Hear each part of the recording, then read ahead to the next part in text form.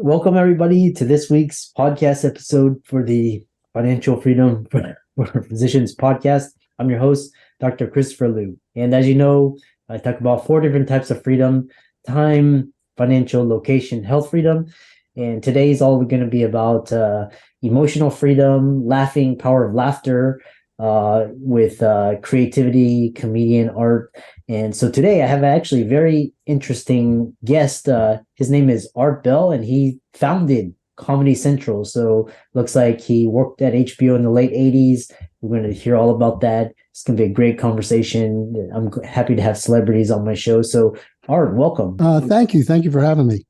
I know you wrote a book called Constant Comedy, which we're going to talk about, but tell us more about yourself, your journey, and we'll start from there. Well, the book actually is called Constant Comedy: How I Started Comedy Central and Lost My Sense of Humor. And I wrote it because I wanted to tell the story of how Comedy Central came to be. A lot of people who watch Comedy Central now, especially younger people, just assume that Comedy Central was always there and always successful, and it's just not true. I mean, when I started it, first of all, it was very hard to get it started. We can talk about that. It was not successful. It was almost a failure. It was almost turned off. And I wanted people to know that it's hard to get these things done. Yeah, that's central to entrepreneurship is, usually you fail more than you succeed. So we'll just talk about it. So we'll just talk about following your dream to find your career. Tell us about that. Yeah, well, you know what? It was an interesting journey. I actually started when I was 8 years old. I was watching television and I saw comedians on television and I thought, wow, these guys are really powerful, aren't they? I mean, this whole comedy thing. And I really liked it. I became a comedy nerd. I just wanted to know everything I could about comedy right through high school. I got all of the comedy albums that were out. In those days, I'm talking about late 60s, early 70s.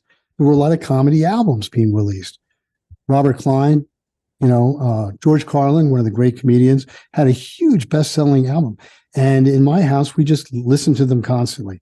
So that's how I came to love comedy. And I went to college, did a little bit of performing. People always say, did you do any performing? I did a little bit of performing, but mostly writing. I like to write comedy. I majored in economics, and I liked economics. I thought that was really fun.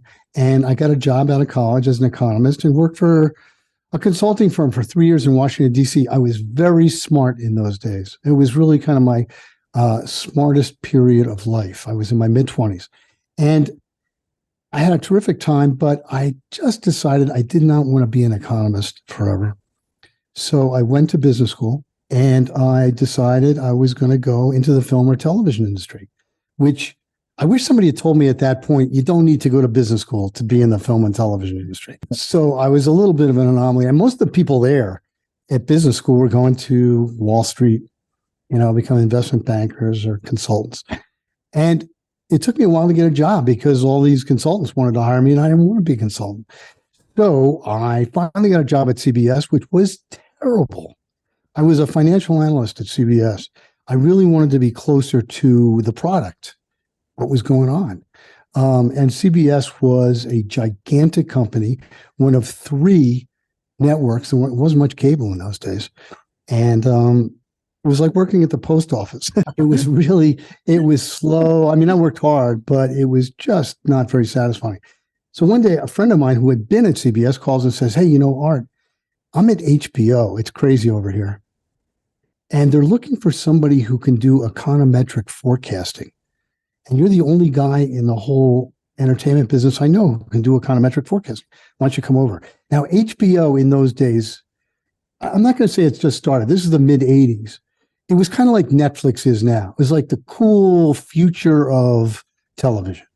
And I was so excited, maybe I could work at HBO. So I went, I interviewed for the job, got the job, and spent the next 2 years at HBO trying to forecast subscribers for them, which was a tough job. Let me just say, forecasting anything is a tough job. But when you're doing it in a corporate environment, people expect you to get it right. And that's hard. Anyway, so the good news is that I was closer to the product. HBO was known for comedy. They were doing all these comedy specials, with the most famous comedians, Whoopi Goldberg and Robin Williams had hour specials. I mean, HBO was comedy on television. So I went to somebody and I said, I've had this idea for a long time, pretty much since business school, that there ought to be a comedy network in the world. I mean, there's an all news network, there's an all sports network. Why not a comedy network? And everybody kind of said, too expensive. Comedy's expensive. So I said, okay, but I didn't really give up. And then one day I said, I'm going to go pitch the head of programming at HBO. Now, you got to understand that I was a very low-level employee at the time. And Bridget Potter, who was the head of HBO programming, was a very formidable and creative woman and a little scary. But I called up and they said, yeah, she'll see you. Come on down. So I went to see her and I said, Bridget, I really think HBO should start an all-comedy network. She said, stop right there. That's a terrible idea. And I'm going to tell you why it's a terrible idea. And for the next 15 minutes, she told me why it was a terrible idea. She gave me some pretty good reasons, actually. She said, it's expensive. Why would HBO risk its reputation on starting a comedy network? And no comedian worth his salt would be on HBO. That's what she said. No manager of any comedian would let them be on. And I didn't quite understand that, but I wasn't in the comedy business at the time. So I walked out and said, thanks, and figured that was the end of that. But I knew somebody was going to start a comedy network. I just guess it wasn't going to be HBO. So I wrote up my idea for a comedy network and stapled it to my resume. And I was going to send it out to all these other entertainment companies, maybe get a job. Maybe they'd be interested. And as luck would have it, my boss's boss came by and said, what are you doing? And I showed him. I said, I'm working on this thing, And he said, this is really interesting. Why don't we go talk to the chairman of HBO? Now, if you thought Bridget was intimidating, the chairman of HBO, 2 weeks before, his name was Michael Fuchs, 2 weeks before that date, had been named the most powerful man in Hollywood. His picture was on the cover of the New York Times Magazine, and I was the least powerful man in Hollywood. And my boss said, let's go see him. And I said, when, now? And he said, yeah, right now. I had no presentation prepared. I had no idea what I was going to say. I pretty much struck out with Bridget, so I wasn't really optimistic as I walked in. But I got there. I gave my pitch. I was very enthusiastic, a lot of passion. And I think the other thing that got me through it was vision. I said to Michael, if we do a comedy network, we are going to be the center of the comedy universe. And he liked that because he's a very egotistical guy, and being the center of the universe appealed to him. But that was the vision. That was my vision, that we were going to be everything to comedy. So he said, let's try it. And that's how it started. Nice. Wow. It's I love these hearing all these entrepreneurs, they pitch their, they get rejected, they go for the home run, or even especially with venture capital.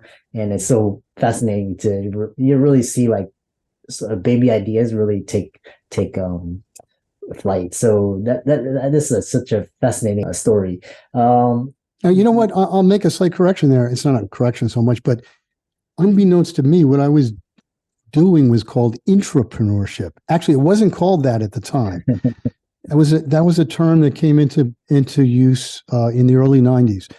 But intrapreneurship is when you're an entrepreneur inside another company. And of course, it has a lot of advantages, like you don't have to raise the money yourself, and which is, that's a big deal. And you can also rely on the infrastructure at the company. And in those days, now you can put a channel out of your garage, right? See also YouTube and TikTok. But in those days, you needed C-band satellite technology, which was, millions and millions of dollars to put that together. Luckily, HBO had it, so it made a difference. That's awesome. So what are you seeing? Okay, now you mentioned anybody can basically have their own media outlet, from an apartment or wherever. I know we have streaming with Netflix, Hulu, Amazon. What do you see the future of television and cable channels like Comedy Central? What are you seeing? Well, it's an interesting question, especially at this juncture, because a lot of the cable channels that I worked with and on, because comedy wasn't the only one, are converting to streaming, which is basically an on-demand platform.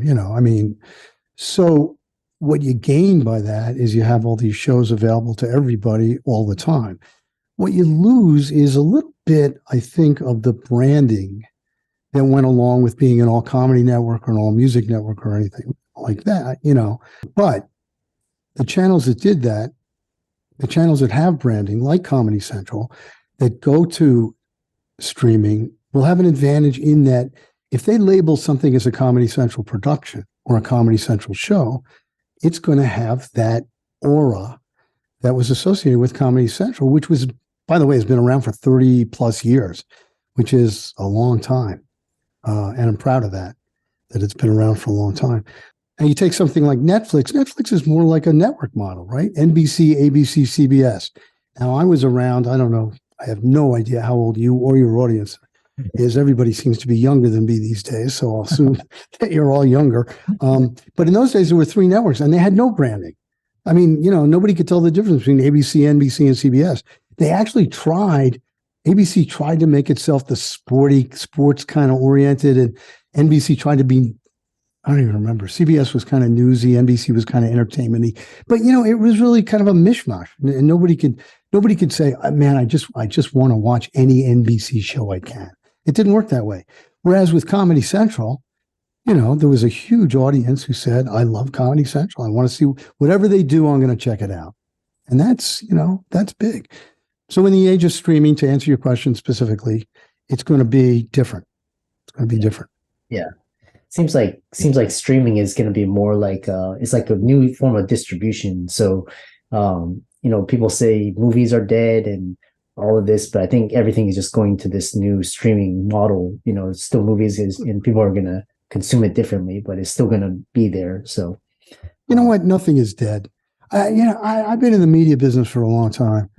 Radio was supposed to have been killed by television. I don't know. That was before my time. But when television showed up, everyone said, oh my gosh, why would anyone listen to radio? They can watch TV.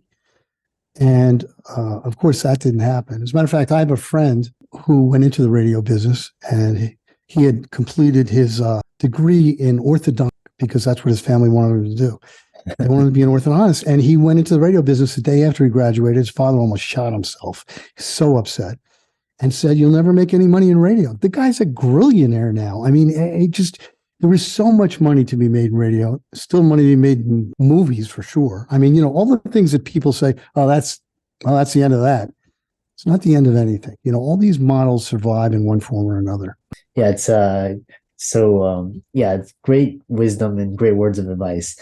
Tell us about, now we're kind of coming to the end, but tell us about your memoir, your lessons, because some of the key takeaways, give us a sort of whet our appetite. Yeah. I think I mentioned one of the key takeaways is that in order for any of these things to succeed, and not many of them do, and I wasn't even sure comedy was going to succeed, you have to go in there with as much passion as you can. You have to be jumping up and down at all times when you're talking about it. I think the whole elevator pitch concept is stupid because, you got to be quiet in an elevator. You don't want to be quiet. You want to be excited.